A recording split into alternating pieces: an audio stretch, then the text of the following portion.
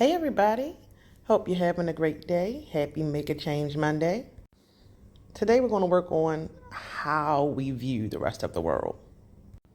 So as Americans, we kind of have this false sense of superiority that's built into us. It's taught to us.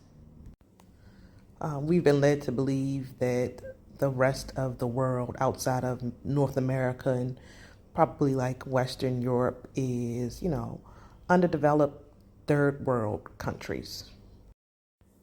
Now, subconsciously, this can really impact your travel decisions. That's why you meet a lot of people who kind of only travel around the Caribbean.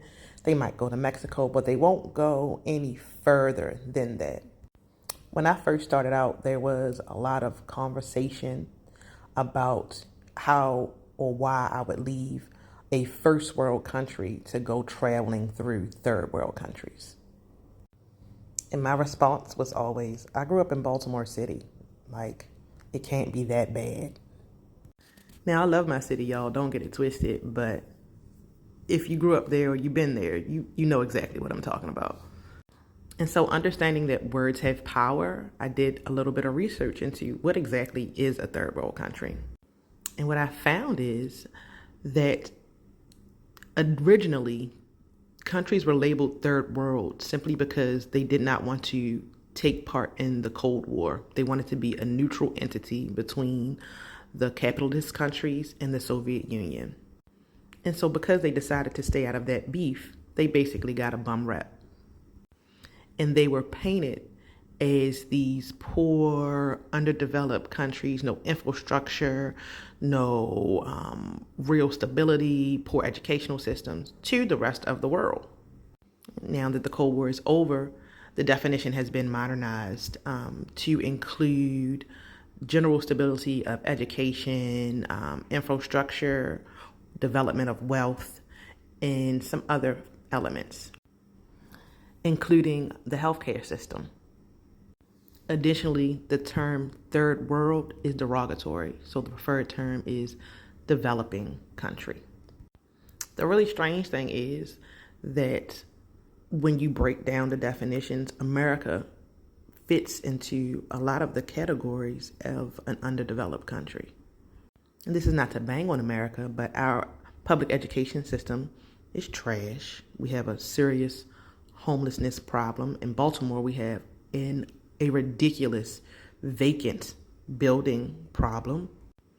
Our healthcare system is corrupt. We have a lot of medical advances, but the way that it's set up is to make insurance companies rich, not necessarily help the people.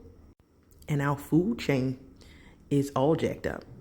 Just a few months ago, Baltimore City, certain parts of Baltimore City, didn't even have drinkable water. Additionally, America has one of the highest crime rates in the world and the highest population of people in prison. And so I'm showing these pictures from around the world just to give you guys an idea of perception versus reality, especially when it comes to countries further south, in Latin America and to the east. The infrastructure may not be perfect, but there is infrastructure. There are grocery stores. There are highways, there are safe, walkable streets. There is affordable health care, even if you don't have insurance. There are fancy restaurants and fancy hotels, and they are not just attached to resorts. Everyday people live in nice conditions. Every place is not full of shanty towns. There is running water and electricity. There's also indoor plumbing. And there is a preservation of history in major cities that you would never find in the United States.